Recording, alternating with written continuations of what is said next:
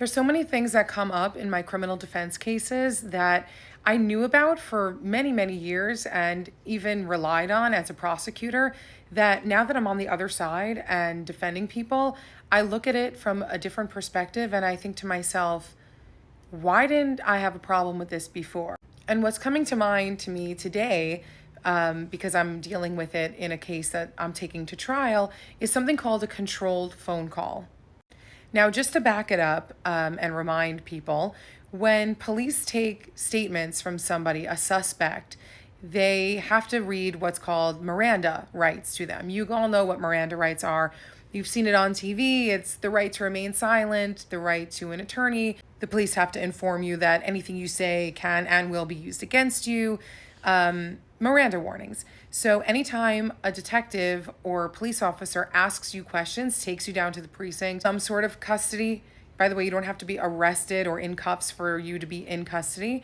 But if you're in that precinct and they're asking you questions, they have to read you those warnings before you give your statement. However, there is an investigative tool used by detectives called a controlled phone call. Basically, having the quote unquote victim of the crime call the suspect on their phone and have a conversation with that suspect. But what the suspect doesn't know is that this person is calling them from a police precinct, sitting in a room with at least one other detective who is listening to and recording the conversation.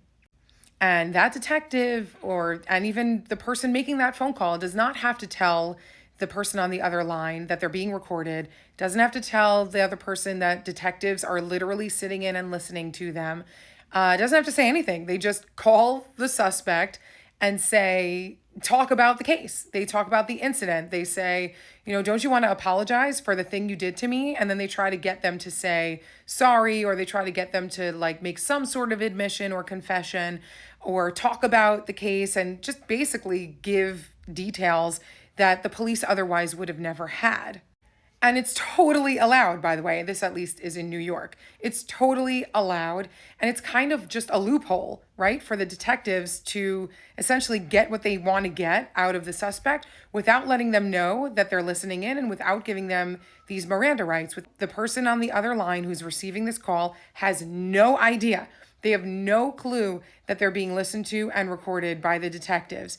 And the detectives are, in fact, allowed to use those statements against them at trial. You're literally talking to these detectives without knowing that you're talking to these detectives.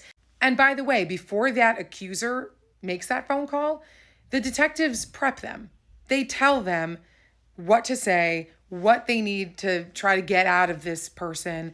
They prep them. This person is basically acting as a detective. They are the mouthpiece of the police, and they're able to do all of this because they're a civilian without giving any warnings to the person that they're calling. And then next thing you know, the person gets arrested and they're sitting at trial and the jury is listening to this phone call that they had no idea was being recorded.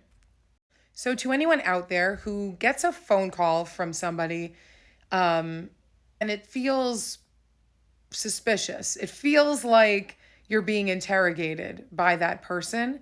And you may or may not have, robbed that person or done something to that person previously. You might be in a controlled phone call and not realize it. You might be being recorded and not even realize it. And for the most part, judges will allow those calls to come in and a jury will get to hear whatever it is you told that person. I don't think that a lot of people know about this. I'd love to hear your thoughts. Did you know about this investigative tool? Did you know that this could happen to you if you're a suspect in a crime? And how do you feel about it? As always, leave your comments and like and follow for more criminal justice fun.